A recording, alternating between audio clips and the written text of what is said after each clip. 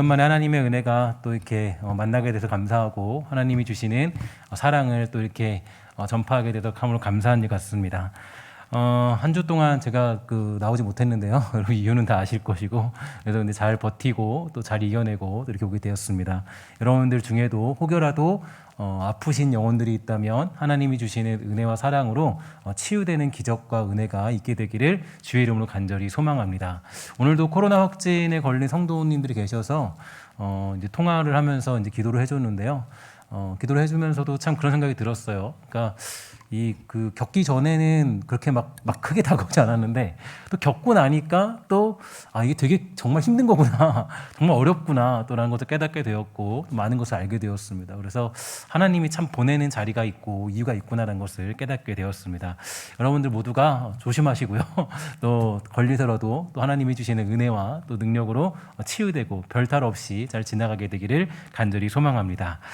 주의 종이 된다라는 것은 어떤 의미를 가지고 있을까요? 하나님 백성으로 산다라는 것은 어떻게 사는 것일까? 성경에서 최고로 유명한 이 하나님의 종을 꼽는다면 이 구약에서는 이 모세, 엘리야, 다윗, 다니엘, 그리고 신약에서는 베드로, 바울 등 이런 사람들을 손꼽을 수 있을 것입니다. 이들은 우리가 잘 알고 있는 하나님의 종으로서 이 모델이고 또 표준이라고 할 수 있는 사람들인데요. 그러나 많은 경우 우리가 이들에 대하여서 잘 알고 있는 것은 매우 그럴듯하게 포장되어 있는 결과와 생각들로 바라보고 있다라는 그런 생각이 듭니다. 그래서 이런 사람들을 통하여서 교훈되는 내용은 이 성공을 추구하는 신앙이기도 하고요. 그리고 목회자와 성도, 교회는 어떤 이상을 향해 달려가는 것으로 신앙이 정의되고 있는데요. 교회도 커져야 되고 또 사업도 잘 돼야 되고 일도 잘 풀려야 하고 하는 일이 잘 해결되어야 한다고 생각하는 경우가 많이 있는 것 같습니다. 그런데 사실 이 성경을 보면요, 이 하나님의 부르심을 받은 이들을 여러분 잘 생각해보고 점검해보면 우리가 생각하는 것처럼 그렇게 괜찮아 보이는 인생을 살았던 사람들은 없습니다. 그래서 제가 사도행전을 강의하면서 여러분들에게 이 어떤 환상을 하나 깨트린 마지막 구절이 있었는데요. 제가 늘 언급해드리고 있는데 여러분들 기억이 나실 것 같습니다. 그래서 그 깨어진 환상이 궁금하다면 이 사도행전의 마지막을 잘 한번 읽어보십시오. 사실 사도행전은 예수 믿으면 어떻게 되나, 예수 믿으면 어떤 결과가 찾아오나 이런 어떤 이 결론적인 역사적인 내용을 가지고 있는 건데요. 이 사도행전이 말하는 역사적인 결론은 사실 주의 말씀을 듣고 그것을 선포하는 것이 전부입니다. 그것 외에는 없죠.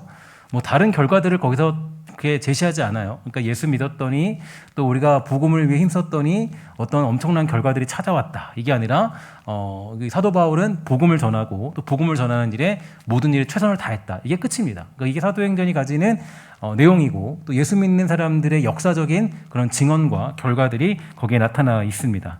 그래서 제가 늘 사도행전을 강해하면서 또 자주자주 그런 내용들을 말씀드리는 것은 신앙이 어떤 것인가, 예수 믿는 게 무엇인가에 대한 환상을 좀 깨트리는 게 제가 가지는 이 목회자의 몫이기도 하죠.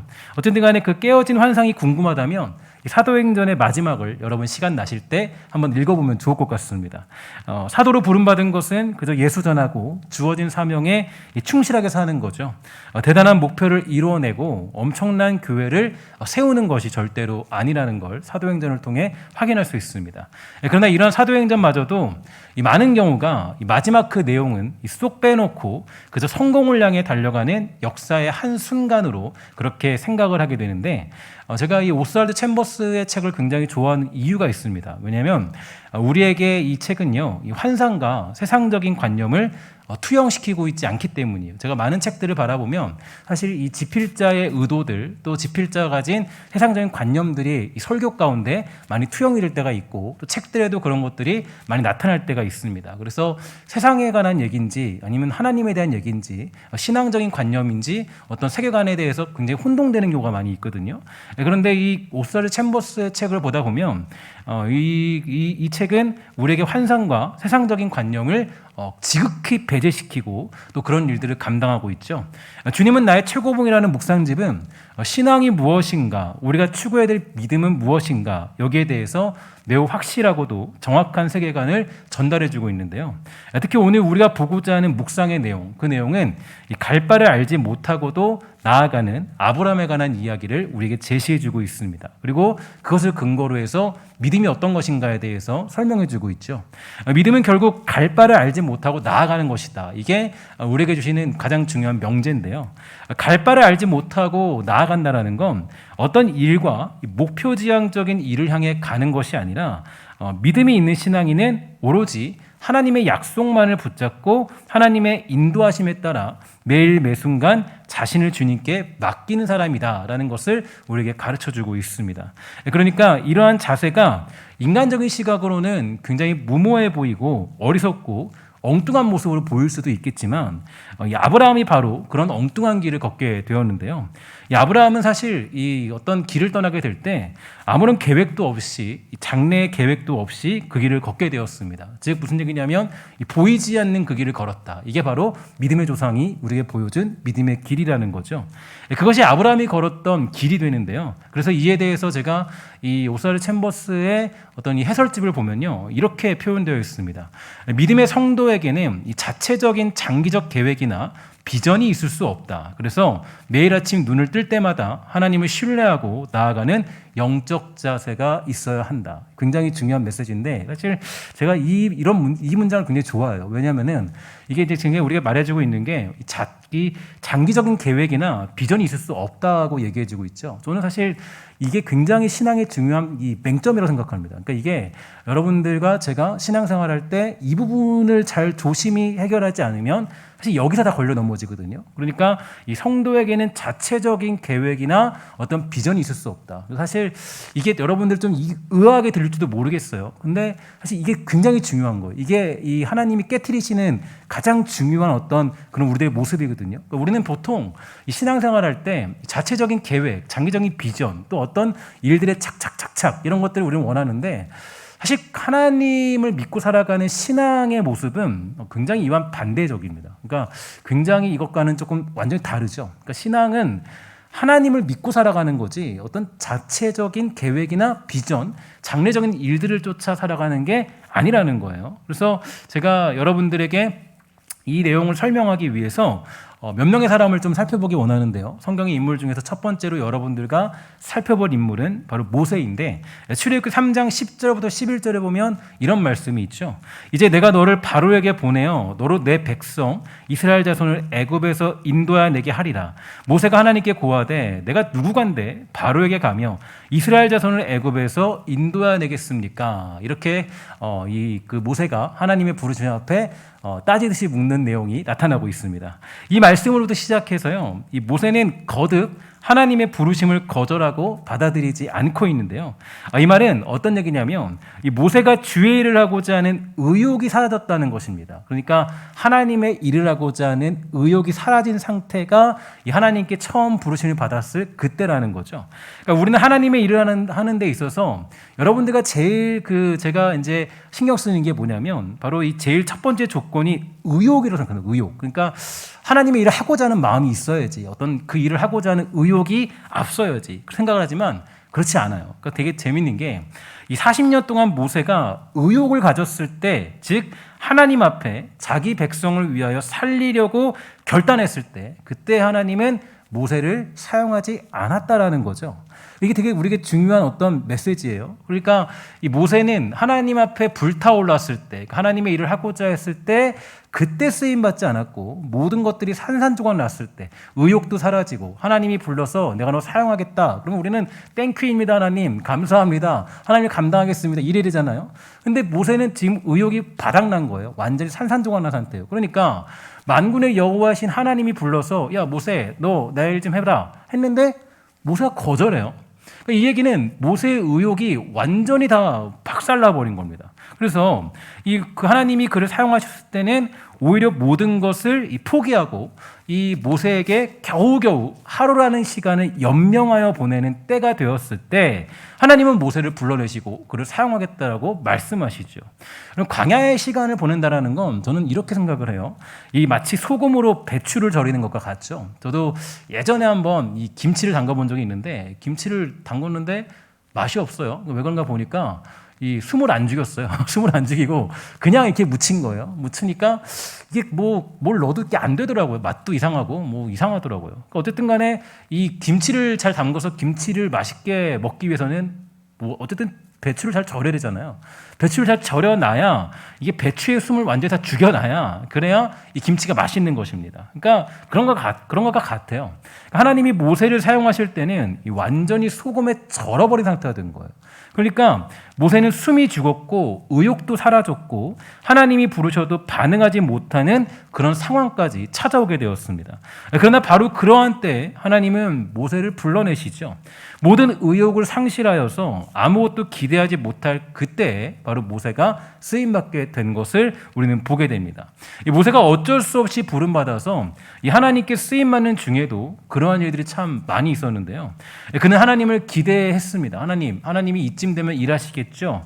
그러나 언제나 하나님은 그의 기대를 깨트리셨어요. 그러니까 예를 들어서 매번 10가지 재앙을 일으키시면서 그때 10가지 재앙이 하나씩 일어날 때마다 모세가 기대했던 것이 있어요. 뭘 기대했냐면 이쯤 되면 바로가 변하겠지, 우리를 보내주겠지 몇 번이고 찾아갑니다. 그런데 하나님은 기가 막히게도 이 모세의 기대를 다 깨트려 버리시죠. 심지어는 그를 인도한 곳이 어디냐면 그 홍해바다 앞입니다. 홍해 앞에 섰을 때도 모세가 사실 의욕이 앞서서 금식 기도하다가 홍해가 갈라진 것이 절대로 아니죠. 하나님이 그에게 기회를 주셨고 하나님이 그 모세를 통하여서 이 홍해를 갈라 주셨습니다. 그러니까 이 힘을 다해서 그 일을 이룬 것이 아니에요. 막 힘을 다해서 의욕이 있어서 열정이 있어서 어떤 그 홍해를 갈랐다거나 어떤 주의 일을 감당했다거나 그런 것이 아니라 오히려 모세는 이 절망이라는 홍해바다 앞에 가게 되었고 거기서 하나님의 일하심만을 기대할 수밖에 없는 그런 상황이 그에게 찾아오게 된 것입니다. 아무것도 기대할 수 없는 중에 이 홍해바다는 갈라졌고요. 이스라엘 백성들은 구원을 받게 된 것이죠. 그가 사람들을 데리고 광야길에 올랐을 때도 마찬가지였습니다. 만약에 이 홍해바다를 건너고 이제 이 광야길을 건너면 이때 우리가 기대하는 건 이쯤 되면은 이스라엘 백성들이 모세의 뒤를 잘 따르고 모세의 말을 잘 청종하면서 이 모세가 원하는 대로 움직여야 되는 그런 시대입니다. 그런데 그렇지 않죠. 말도 잘 듣고 주를 위해 힘차게 달려야 될 텐데 그렇지 않습니다. 걸핏하면 모세를 돌로 치려 하고요. 죽이려 하고 반란을 일으키려 하는 게 이스라엘 백성들의 모습들이었어요. 이 모세의 기대를 하나님은 다 깨트려 버리셨죠. 그러니까 이 모세가 어떤 의욕을 가질만 하면 그러니까 뭔가 하고자 하면 하나님이 그거를 산산조각 내버리셨어요. 그러니까 이게 참 재밌는 하나님의 역사예요. 그러니까 우리 성경을 볼 때 이 부각되는 내용, 예를 들어서 홍해 앞에선 모세처럼 이렇게 하면서 골리앗 앞에선 다윗처럼 하면서 그것만 기억하는데 사실 그게 전부는 아니에요. 그러니까 성경은 언제나 그런 일들은 어떤 그 일들 뒤에 이면 뒤에 숨겨져 있는 그들의 모습들이 있습니다. 그러니까 사실 이 모세의 기대를 하나님은 다 완전히 박살내 버리세요.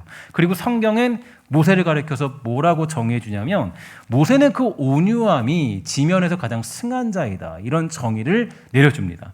이게 어떤 의미일까요? 이게 무슨 의미일까요? 제가 언젠가 이 말씀을 대해서 설명을 드린 적이 있는데 간략하게 말씀드리면 드디어 모세가 깨달은 것은 나의 의지와 생각, 그 기대감은 모두 버리고 이 모든 것을 주님께 맡기는 것만이 이 살 길이라는 것을 모세가 깨달았기 때문에 그를 향하여서 뭐라 그러냐면은 그의 온유함이 지면에 가장 승하다 이렇게 가르쳐주고 있는 것입니다.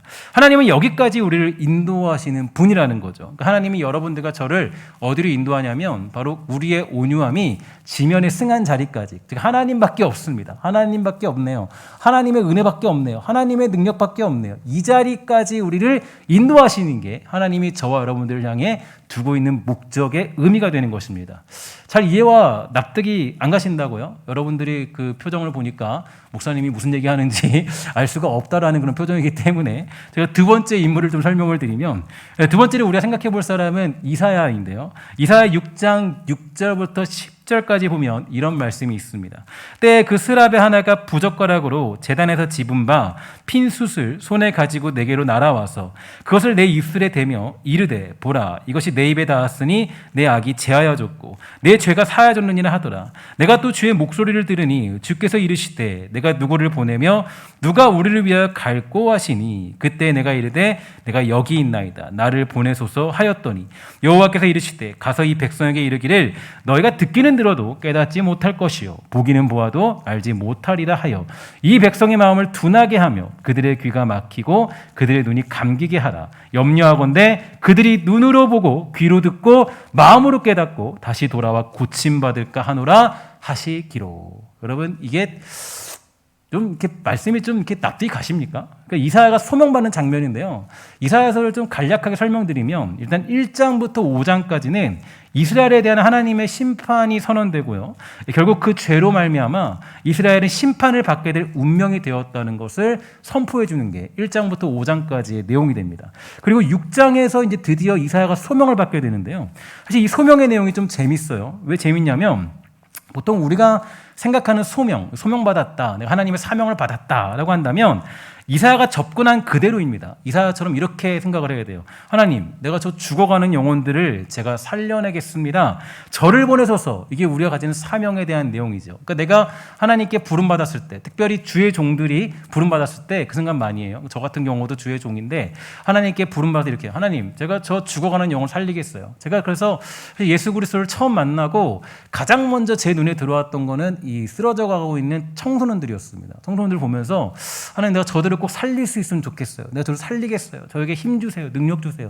제가 감당할 수 있도록 해주세요. 이게 사실 제가 가지는 그런 하나님에 대한 어떤 기도였고 그런 하나님의 은혜를 구하는 내용이었거든요. 근데 이게 보통 우리가 익히 하는 소명이라고 생각하는데요. 근데 이 이사야서 이 6장 이 9절부터 10절에 보면요.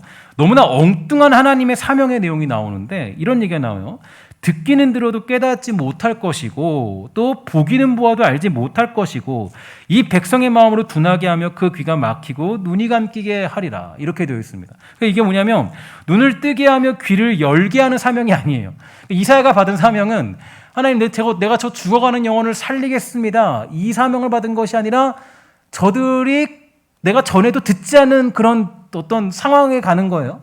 하나님이 보내신 자리는 내가 전했는데 듣지 않는 거예요. 예를 들어서 그래서 하나님께 제가 이제 이 자리에 설교를 하고 있잖아요. 하나님이 말씀하시는 거야. 야, 데이야, 오늘은 네가 말씀 전하는데 이 말씀 전하는 사람 중에 한 명도 못 깨달을 거야. 그게 내가 준 사명이야. 이러면 제가 하나님, 오케이, 감사합니다, 아멘이에요, 이럴까요? 아니겠죠. 저는 나올 때 아마 기도할 거예요. 하나님, 제가 말씀 전할 때 제발 한 영혼이라도 구원받게 해주세요. 그게 보통은 요구하는 거잖아요.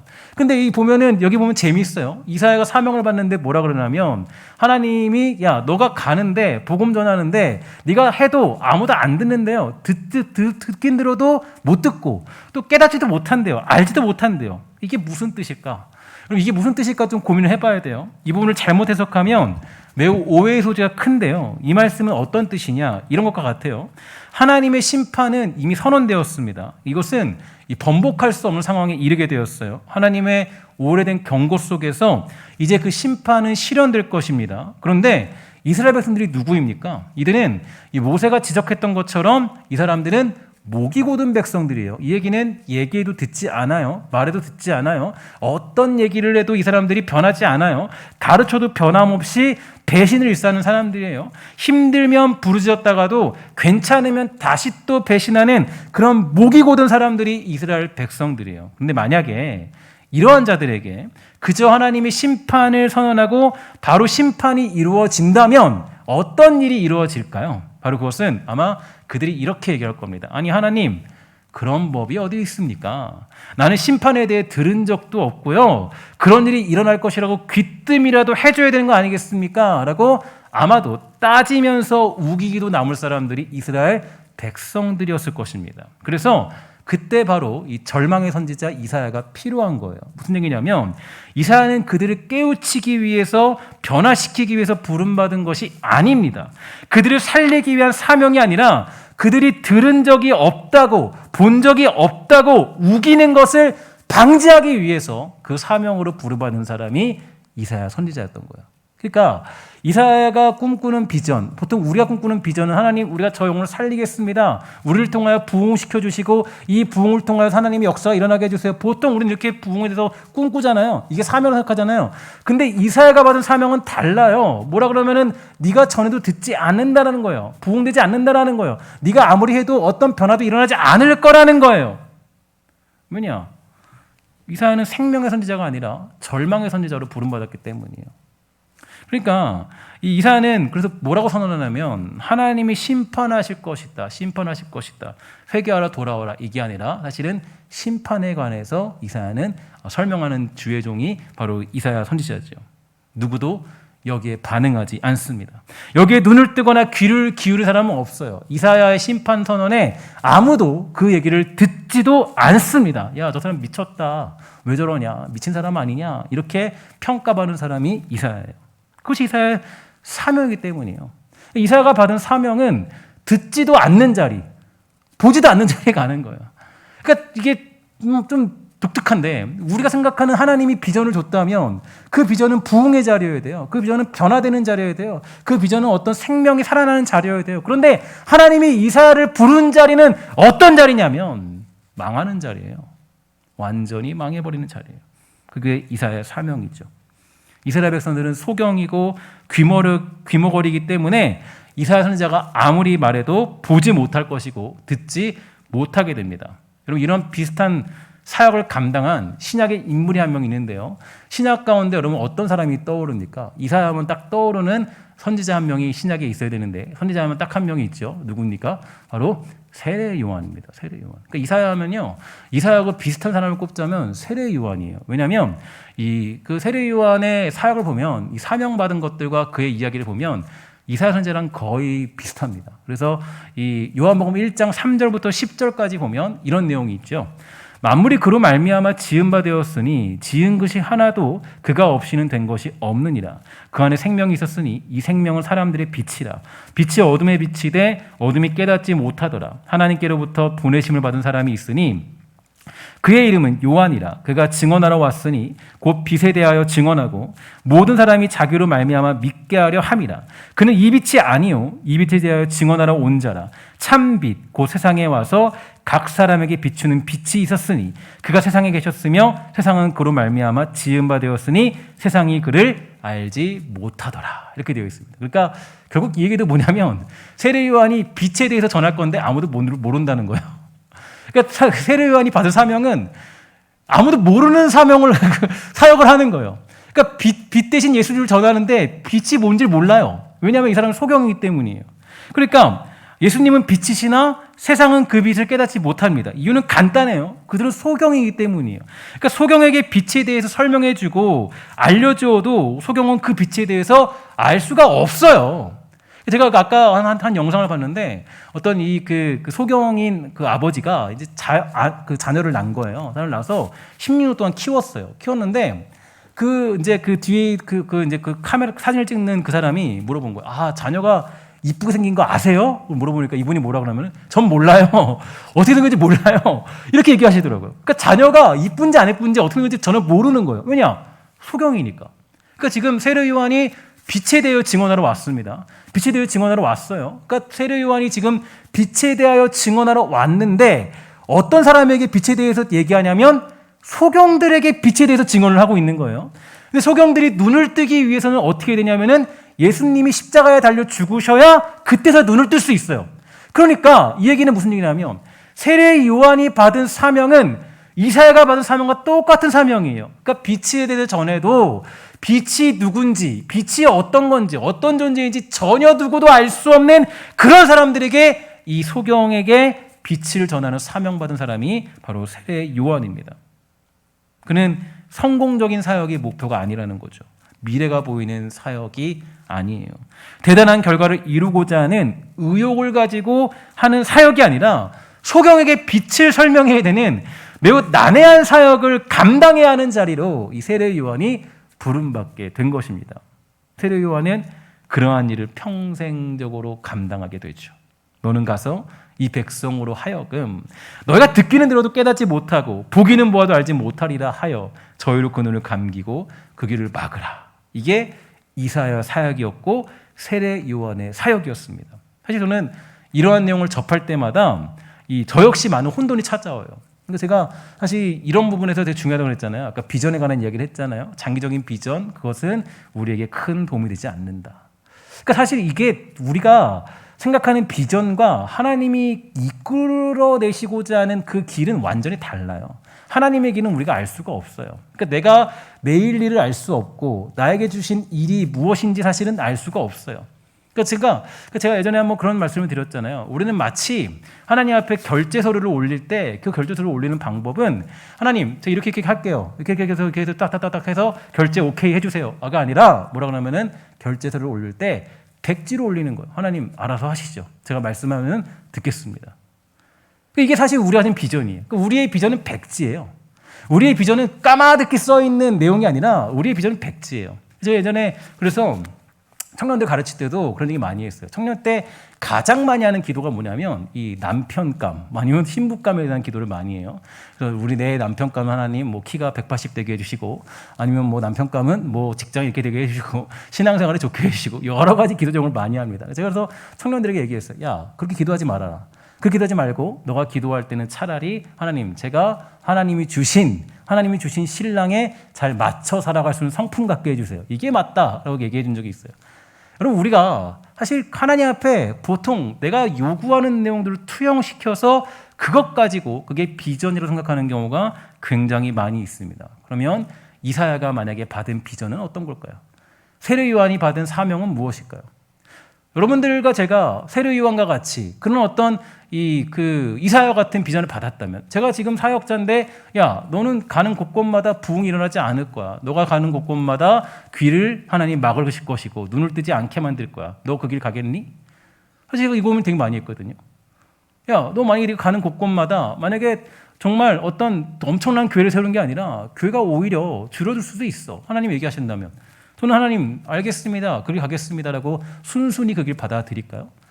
참 그게 쉽지 않은 길이더라고요. 보통 우리가 원하는 건 목회자도 마찬가지죠. 하나님 제발 좀 부흥시켜 주세요. 이 어려운 때도 하나님 살려주세요. 하나님 도와주세요. 이게 우리가 가지는 보통 신앙의 내용이잖아요. 근데 하나님은 그 길로 우리를 인도하지 않더라는 거예요. 저 역시 많은 혼돈이 찾아오기도 해요. 저의 사역은 무엇이고 우리의 신앙은 무엇일까요? 우리는 무엇을 추구하며 사역을 감당해야 되는 걸까요? 어떤 신앙의 가치와 목표를 두고 이 생활들, 신앙생활을 감당해야 되는 걸까요? 오스와드 챔버스는 우리에게 매우 중요한 지식을 우리에게 알려주고 있는데요. 이 내용을 한번 다 같이 한번 읽어보도록 할까요? 한번 다 같이 읽어보겠습니다. 시작. 하나님은 자신이 무슨 일을 하려고 하는지 말씀해 주시지 않습니다. 오직 당신에게 자신이 누구라는 것을 계시해 주실 뿐입니다. 당신은 기적을 행하시는 하나님을 믿고 있습니까? 그렇다면 하나님께 굴복하고 나아가야 합니다. 하나님이 하시는 일에 조금도 놀라지 않을 때까지 자신을 맡기고 나아가지 않겠습니까? 이런 질문을 던지고 있어요. 제가 좀 놀란 게 이렇게 됩니다. 뭐라고 하면 하나님이 하시는 일에 놀라지 않을 때까지, 하나님이 하시고자 하는 일에 조금도 놀라지 않을 때까지 자신을 맡기고 나아가지 않겠습니까? 이 문장이 굉장히 우리에게 주는 인사이트가 크다라고 생각합니다. 하나님이 하시는 일에 조금도 놀라지 않을 때까지 자신을 맡기고 나아가지 않겠습니까? 여러분이 이사야라면, 세례 요한이라면 어떨까요? 하나님, 조금 더 비전 있는 일을 주시고 계획적인 일을 주시면 어떨까요? 라고 하지 않을까요? 하나님, 좀 더 생산적인 일을 주세요. 좀 더 그럴듯한 일을 주세요. 하나님, 내가 전했을 때 저들의 귀가 열리고 저들의 눈이 뜨여지는 사역을 주세요. 이렇게 요구하지 않겠어요? 왜 저는 소경에게 빛에 대하여 설명해 줘야 됩니까? 소경에게 빛에 대해 설명해 줘야 됩니까? 세례 요한의 어떤 답답함이 거기 있을 줄 모르겠어요. 하나님을 가르쳐도, 예수를 가르쳐도 예수가 누구인지 알 수 없는 그 사람들에게 빛이 무엇인가 알려줘야 되는, 충분히 이런 요구를 하지 않겠습니까? 이사야는 그들을 믿지 못하게 하는 사역이고, 세례 요한은 소경에게 빛이 있다라는 것을 설명해 줘야 되는 막막한 비전을 받게 됐고 그런 사명을 받게 되었습니다. 이걸 여러분 어떻게 받아들이시겠어요? 특히 저는 이 말씀을 준비하면서 제 안에 있는 어떤 욕심들을 좀 살펴봤는데요. 내가 기대하고 있는 사역, 또 하나님의 명령은 무엇인가? 하나님의 명령을 받아들일 준비가 되어 있는가? 하나님의 뜻인가? 나의 뜻을 이루고자 함인가? 무엇을 꿈꾸고 있는가? 사실 이 부분에 대해서 굉장히 저는 질문을 많이 던져보게 되었습니다. 아직 제가 말씀드리고자 하는 내용이 아직 이해가 가지 않는 것 같아서 한 사람만 더 예를 들고 오늘 말씀을 맞춰볼까 합니다. 마지막으로 살펴볼 사람은 다윗인데요. 다윗은 성경에서 예수님 다음으로 가장 많이 언급되고 추앙받는 인물입니다. 특히 다윗은 이 사무엘하 11장에서 이 바세바 사건을 만나기 전까지는 흠잡을 것 없이 괜찮은 신앙인으로 보였어요. 그러니까 이 다윗을 보면 다윗은 본받고 싶은 사람 아마 1위일 겁니다. 우리가 보통 성경 인물 하면 다윗 이거는 뭐 교회를 안 다녀도 다 알고 있는 사실이죠. 다 보면 뭐 다윗, 뭐 이름도 외국 사람 이름 보면 다윗, 뭐 다비드, 뭐 이런 말 많잖아요. 그러니까 어제는 다윗, 뭐 다윗은 다 아는 사람이에요. 그의 인생을 잘 알기 때문에 굳이 설명드리지 않아도 이 다윗은 흠잡을 것 없는 그런 신앙인이었으며 왕위에 올라서도 오직 하나님께만 영광 돌리기 위한 생각뿐이었을 정도로 이 다윗은 신앙의 정석이라고 해도 틀림이 없습니다. 하지만 그러한 그가 밧세바 사건을 만나면서요 한 가지 중요한 것을 깨닫게 되는데 그것은 바로 자기 자신에게 필요한 것은 오직 하나님의 은혜뿐이고 인간은 하나님의 은혜가 필요하다는 것을 완전히 알게 되죠. 다윗은 절망을 만나서 모든 것이 산산조각 났을 때 비로소 하나님의 은혜만이 살 길이라는 것을 깨닫게 됩니다. 그에게 얼마나 많은 비전이 있었을까요? 하고 싶은 일이 얼마나 많이 있었을까요? 성전도 짓고 싶었고 이런저런 왕국을 건설하고 싶었지만 다윗은 절망 속에서 오직 자신에게 필요한 것은 하나님의 은혜밖에 없다라는 사실을 깨닫게 됩니다. 여러분 한국교회에 그리고 이 우리의 신앙에 가장 많이 스며든 병이 있다면 바로 저는 비전병이라는 비전이라는 병을 생각해요. 그러니까 여러분 이게 무슨 얘기냐면 이게 우리 한국교회 신앙과 또 이게 사실 이 신앙은 사실 이제 미국 교회에서 이제 찾아온 거거든요. 그러니까 우리 신앙이 대부분 미국의 복음주의권을 향해서 찾아온 신앙이에요. 근데 신앙인데 우리 신앙에 가장 많이 스며든 병은 비전병에 걸린 거예요. 이게 여러분 좀 제가 얘기하는 게 조금 강렬하게 들릴 수도 있는데 그럼 비전은 뭘까요? 비전은 어떤 걸까요? 그것은 사실 자기 야망이나 내 생각을 투영시키는 꿈이 아니라 오직 하나님이 주신 환상이자 하나님의 뜻, 그게 바로 비전이라고 얘기할 수 있습니다. 그 비전이라는 것은 하나님이 주신 환상이죠. 환상. 이 한 가지를 가리켜서 이게 비전이에요. 근데 우리가 보통 비전이라고 한다면 이 비전을 가리켜서 내가 가진 생각과 어떤 꿈과 이런 것들을 투영시켜서 이루고자 하는 목적을 비전이라고 우리 생각할 때가 많이 있어요. 여러분 모세는 이스라엘을 회복시키고자 하는 비전을 가졌지만 하나님은 그 비전이 완전히 산산조각 나서 생각도 하지 못했을 때 쓰임받았고 이스라엘은 그 생명을 구하고 나라를 구원하겠다라는 비전으로 쓰임받고자 했지만 하나님은 그와는 정반대되는 절망의 자리로 이스라엘을 보내십니다. 다윗은 성전을 완공하고 그럴듯한 위치에서 신앙인임을 증명해보고 싶었어요. 야, 내가 왕으로서 하나님을 잘 섬기는 사람이다. 나는 왕으로서 정말 하나님만을 섬기고 하나님만을 높이고자 하는 사람이다. 이런 걸 증명해보고 싶었지만 결국 하나님을 향한 다윗의 요구는 바로 죄인 중에서 자신이 할 말 있게 해달라는 것밖에 없었습니다. 시편 51편 12절 13절 우리 하나님께 우리 이런 요구를 드리면서 함께 다 같이 읽어보도록 할까요? 시작. 주의 구원의 즐거움을 내게 회복시켜 주시고 자원하는 심령을 주사 나를 붙드소서. 그리하면 내가 범죄자에게 주의 도를 가르치리니 죄인들이 주께 돌아오리이다. 아멘. 그러니까 이게 지금 다윗은 이제 이거 하나 남은 거예요. 그러니까 하나님, 제가 죄인들의 자리에서 내가 이 정말 하나님을 증거할 수 있는 사람으로만 살게 해주세요. 이거 하나 남은 거예요. 다 무너지고 그동안 같은 비전은 다 산산조각 나고 딱 한 가지가 남았는데 뭐냐면 죄인들의 신분 중에서 내가 그들에게 하나님의 살아계심과 그 은혜가 있다라는 것을 증명하는 사람으로 쓰임받도록 그 도구로 사용해 주세요. 이게 끝이에요.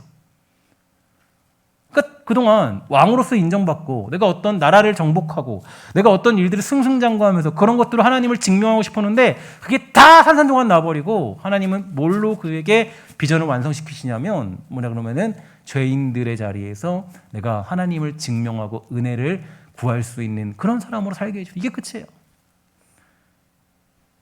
신앙이라는 건 사실 이 옵사르 챔버스의 책을 여러분 제가 지난주에 선물로 드렸을 겁니다. 받으신 분들이 있을 텐데 혹시라도 못 받으신 분들 오늘까지는 제가 드릴게요. 그러니까 오시는 분들은 혹시 오늘까지 못 받으신 분들은 혹시라도 이따가 사역교회에서 받으시면 됩니다. 안 가지고 내려왔는데 어쨌든 여러분 그 읽어보면 저는 이게 너무 좋아요. 그러니까 제가 좀 이렇게 뭐 그런 척이 아니라 제가 이제 늘 가진 게 있잖아요. 저는 늘 가지는 그 나름대로의 그 뭐라 그럴까요? 저의 가진 중요한 그런 문장이 있어요. 하나님 앞에 순수하자. 그러니까 늘 순수하자는 게 저는 목표예요.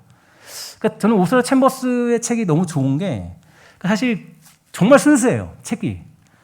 묵상이 너무 순수해요. 그러니까 우리가 요구하는 내용이 거기 안 담겨 있어요. 내가 원하는 내용이 안 담겨 있어요. 그러니까 보통 많은 설교집이나 많은 내용들을 다 보면은 이게 다 이렇게 많이 스며 잔재가 있어요. 그러니까 자기의 생각과 내용들이 거기 담겨 있어요. 그래서 뭐 어떤 뭐 그래서 제일 많이 보는 게 간증집 같은 거. 뭐 내가 주님을 섬겼더니 이렇게 됐더라. 그런 내용들이 다 이렇게 담겨져 있어요. 근데 이 옵사르 챔버스의 책을 보면요, 굉장히 순수해요. 그러니까 하나님 앞에 그 비전이라는 걸 완전히 절제시키죠. 그러니까 여러분 신앙이라는 거를 이 챔버스의 책을 보면은 그러니까 신앙이라는 거는 그러니까 일어날 일을 깨달아가는 것이 아니라 하나님이 어떤 분이신가를 알아가는 것으로 우리는 기뻐하고 만족하다라는 거예요. 그리고 그 사실로 인하여서 주어진 어떤 자리에서라도 충성으로 살아가는 것, 그게 신앙이라는 거예요. 그러니까 내가 비전을 이루고 내가 원하는 일을 이뤘다. 이게 우리의 삶의 목표나 신앙의 근거적인 내용이 아니라 신앙이라는 거는 하나님이 이런 분이시기 때문에 하나님이 나를 보내신다면 그 자리에서 충성하며 살아가는 게 그게 우리에게 주신 가장 큰 비전이라는 거예요. 그리고 그 해설집에 보면은 제가 해설집을 한 3년 전부터, 그러니까 5년 됐죠. 그거는 되게 오랜 시간 이렇게 많이 접하게 됐는데 해설집에 보면은 굉장히 중요한 인사이트를 허락해 줍니다. 이렇게 얘기하고 있어요.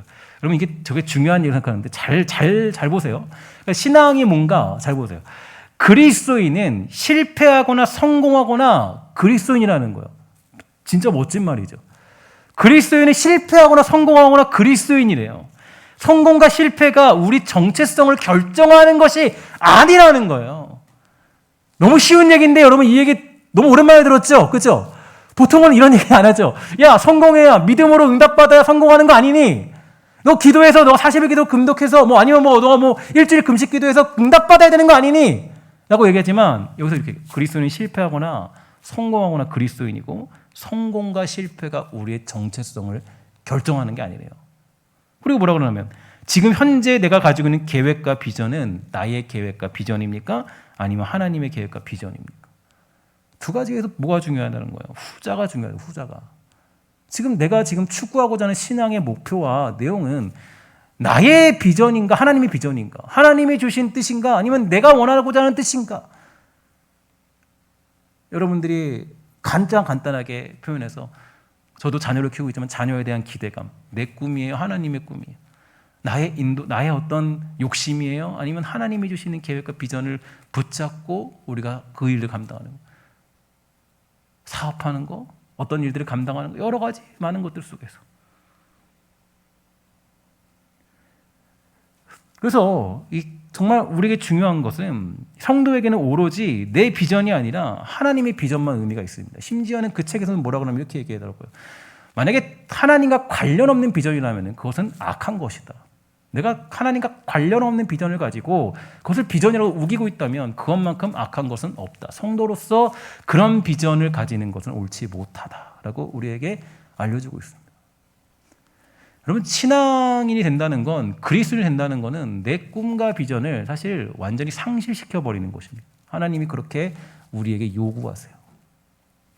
왜냐? 그래야 하나님만 보이기 때문에. 그러니까 아까 제가 이 순서대로 보여준 건데 여러분은 눈치를 채셨을지 모르겠어요. 사실 아까 말씀드린 모세, 이사야, 다윗 세 가지의 어떤 패턴이 있잖아요. 이 세 가지의 패턴이 결국은 하나님의 비전만을 보는 자리로 가는 것입니다. 그러니까 이 다윗이 모든 게 다 깨져버렸을 때, 다 절망 가운데 가게 됐을 때, 절망에 있을 때 하나님의 은혜밖에 보이지 않아요. 그러니까 이 절망이라는 건 내 비전이 산산조각 났을 때, 꿈이 다 무너졌을 때, 그때 하나님이 주시는 비전이 보이는 거. 그때서야. 이게 사실 그러더라고요. 우리가 뭔가 내가 가진 꿈과 비전이 앞서 있으면 하나님의 비전은 안 보여요. 하나님이 하시고자 하는 일은 안 보여요. 내가 지금 잘 나가고 승승장구하면요, 하나님이 이루시고자 하는 일들은 보이지 않아요. 이게 인간의 어떤 악함이고 우리들의 가장 큰 문제예요. 내가 정말 잘 나갈 때, 잘 될 때, 잘 풀릴 때 하나님의 뜻과 계획과 비전이 보이면 좋겠는데 그러지 않더라고요. 그러니까 하나님이 어떻게 해요? 야, 비전 다 내려놔라. 하나님 하나씩 하나씩 다 내려놔요. 그리고 그때서야 하나님의 비전만 나타나게 하시더라고요. 성경에는 한 번도 성공을 강조한 적이 없어요.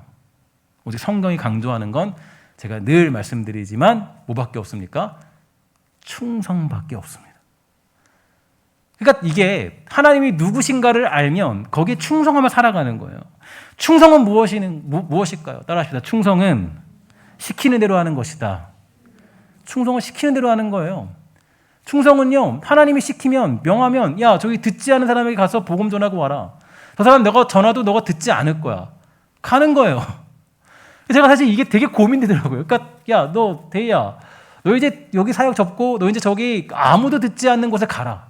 아무도 없는 곳에 가라. 제가 오늘 신문을 보다가요, 어떤 보니까요, 어떤 이 산에 있는데, 산에 사는 사람인데요. 여기가 6가구. 근데 거기 전기도 안 들어온대요. 우리나라인데 전기가 안 들어온대요. 그래서 제가 놀랐어요. 야, 전기가 안 들어오는 데가 있구나. 근데 보면서 느꼈어요. 야, 대희야, 너 만약에 너 저기 가면 너 갈래? 너를 물어보는 것 같더라고, 하나님이. 제가 사실 이 설교를 준비하고 그 뉴스를 봤는데 하나님 묻는 것 같아. 야, 너 거기 전기도 안 들어오고 거기 아무도 그 사람들도 뭐 오라 그래도 안 올 거야. 6명밖에 없어. 가구가 6명이에요. 근데 이제 이 사람들도 이게 그 냉장고도 안 돌아가고 촛불 켜고 살더라고. 촛불 켜고 6가구가. 깜짝 놀랐어요. 야, 아직도 그런 나라, 그런 것이 우리나라에 아직도 있구나. 근데 하나님이 말씀하세요. 야, 너 봤지? 너 저기 가서 너 복음 전하고 살아. 너 갈래? 저는 대답을 못했어요. 하나님, 아직인 것 같아요. 저는 아직인 것 같아요. 그러니까 충성은 뭐냐면, 충성은 시키는 대로 하는 거죠. 충성은 토를 달지 않는 거예요. 충성스러운 종은 주인이 시키면 그 일을 감당하는 겁니다. 근데 우리는 그렇지 않죠. 하나님, 여기 아닌 것 같은데요? 저기 아닌가요? 이거 아닌 것 같은 저거 아닌가요? 충성은 시키는 대로 감당하는 것입니다. 제가 최근에 코로나로 인하여서 이 가족들과 일주일 정도 힘든 시간을 좀 보냈는데, 제가 좀 3개월의 저의 일정들을 좀 돌아봤어요. 돌아보고 삶을 좀 살펴봤어요. 솔직히 말씀드리면 조금 이제 2022년도에 3개월 정도의 시간들을 보면 이번 연도는 저에게는 스펙타클한 일들이 굉장히 많이 있었던 것 같습니다. 그러니까 저희 가족에 관한 일도 있고 또 제 개인적으로도 정말 잠을 잘 못 자는 그런 형식도, 어제도 새벽 4시에 잤어요. 3시 넘어서 잠을 못 자니까 막 힘들어요. 정말 계속. 그리고 또 코로나로 또 사실 일주일 동안 힘들었잖아요. 다른 사람들은 별로 아픈 사람 그렇게 많지 않다던데 저는 왜 이렇게 아픈 건지, 이 몸이 이게 왜 그런지 알 수가 없더라고요. 힘든 한 해인 것 같아요. 이런저런 일들이 저에게 굉장히 빠르게 지나치고 있어요. 지난번에 제가 욥기 설교를 하면서 욥의 고통에 대해 설교를 했는데 마치 그러한 고통을 하나님이 조금씩은 맛보게 하시는 것 같아요. 조금씩은. 그러니까 다 맛보게 하면 저는 못 견디니까, 그걸 다 견디게 하면 나는 못 견디니까 하나님이 저에게 아주 그 욥기 설교를 제가 오랫동안 했잖아요. 여러분들 자신만만하게 했잖아요. 근데 물론 그게 신앙의 어떤 이상적인 걸 추구하는 거긴 한데 제가 돌아보니까 하나님이 아주 조금씩 맛배기로 하나씩 보여주는 것 같아요. 하나씩. 그래서 욥의 고통에 대해 설교를 했는데 마치 그러한 고통들이 저에게는 매우 조금씩 경험케 하시는 이 어떤 2022년도의 3개월 정도의 시간인 거 아닌가 두렵긴 해요. 그러나 이 코로나라는 시간을 제가 일주일 동안 보내면서 저에게 주신 결론은 하나 있어요. 어떤 생각이 있었냐면 이 생각은 들어요. 그런 자리도, 이 자리도, 때로는 내가 아파하는 자리도 하나님이 보내신 자리구나. 그 고통의 자리도, 아픔과 괴로움의 자리도 그것이 하나님의 비전이라면 거기에 충성하는 게 신앙이구나. 그러니까 내가 고통의 자리로 간다 할지라도 그게 하나님이 보내신 자리라면 그게 우리의 비전인 거예요. 그러니까 내가 어떤 예를 들어서 치료받는 게 꼭 비전이 아니라 그 아파하는 자리가 하나님이 보내시는 자리라면, 내가 만약에 불치병에 걸려서 거기서 괴로워하는 자리가 그 자리가 하나님이 보내신 자리라면 그 자리가 나에게는 가장 큰 비전의 자리가 되는 거예요. 그게 망하는 자리가 아니에요. 아까 그래서 기억나죠? 성공이나 실패가 그리스도인의 정체성을 결정하지 않는다. 이 명제를 기억하시죠? 그리스도인의 정체성은 그리스도인이라는 것으로 부름받아서 하나님을 알고 있고 하나님의 자녀로 살아가는 그 자녀로서의 정체성에 가장 중요한 것이 확립되는 것이지, 성공이나 실패가 그리스도인을 결정짓지 않는다. 그러니까 만약에 여러분들과 제가 정말 하나님이 보내신 자리가 그곳이 고통의 자리고 슬픔의 자리고 아픔의 자리고 나를 힘들게 하며 내가 당황스럽고 내가 복음을 전해도 아무도 듣지 않는 그런 자리라 할지라도 하나님이 보내신 자리라면 그 자리에 충성하는 게 우리에게 주신 가장 큰 비전이고, 이게 아브라함이 갈 바를 알지 못하고 걸었던 믿음의 조상으로서 보여준 우리의 믿음의 길의 정석이라는 겁니다. 여러분, 우리는 이러한 비전과 신앙의 길을 정확하게 기억할 필요가 있다라는 거죠. 오늘 우리의 신앙은 나의 비전을 이루고자 하는 것인지 아니면 하나님의 비전을 이루고자 하는 것인지 살펴봐야 할 것입니다. 충성된 그리스도인으로 살아가기에 부족함 없는 우리 사랑하는 신성의 모든 권속들, 또 수요 예배에 나와서 주님은 나의 최고봉이라는 묵상집을 함께 나누는 백성들에게 그런 어떤 하나님의 은총과 은혜, 진지한 그런 신앙의 고뇌들이 여러분들과 저에게 있게 되기를 주의 이름으로 간절히 부탁을 드리겠습니다. 그리고 제가 여러분들을, 저는 늘 말씀드리지만 저는 그런 목회자가 되고 싶어요. 어떤 목회자가 되고 싶냐면 결국 여러분들을 하나님의 비전에 충성토록 만들 수 있는 목회자. 그러니까 그 전에도 듣지 못하는 자리에 제가 하나님 비전이라면 있겠습니다. 하나님 빛을 전해도 그 사람들이 빛을 못 깨닫는 소경들이라 할지라도 하나님이 보내신 자리면 제가 그 자리에 충성할게요라는 성도로 만드는 게 제가 가지는 목회자로서의 가장 큰 비전이에요. 그럼 우리는 그 길을 걸어가야 되고 그러한 신앙으로 거듭나야 될 필요가 있습니다. 이 어려운 때에 여러분들 모두가 함께 동역자로 부름받았습니다. 이러한 때에 우리 함께 신앙의 순수함과 또 신앙의 비전을 향하여서 온전히 달려가는 복되고 아름다운 신성의 모든 권속들, 또 우리 모두가 다 되시기를 주의 이름으로 간절히 부탁을 드리겠습니다. 우리 기도하도록 하겠습니다. 하나님 감사합니다. 우리 은혜 풀어주셔서 우리가 이 땅 살아갈 때 하나님이 주시는 비전이 무엇인가 고민해 봅니다. 하나님, 혹시라도 내 비전을 투영시켜서 하나님의 비전인 것처럼 우리가 혹시 삼고 있지는 않습니까? 하나님, 혹시라도 우리의 의욕이 앞서서 하나님보다 앞서고 또 하나님의 꿈보다 앞서는 그런 어떤 길로 가고 있지는 않습니까? 하나님, 우리가 하나님의 비전을 가지고 살아갈 수 있는 그런 주의 사람 되도록 허락하여 주시고, 정말 하나님 복음을 선포해도 듣지 않는 자리에 간다 할지라도, 또래는 빛을 전해야 되는 사람들이 소경이라 할지라도 그 일에 우리가 힘과 최선을 다하여 감당해내는 충성의 사람이 다 될 수 있도록 주님 허락하여 주시옵소서. 모든 말씀 예수님의 이름으로 간절히 기도합니다.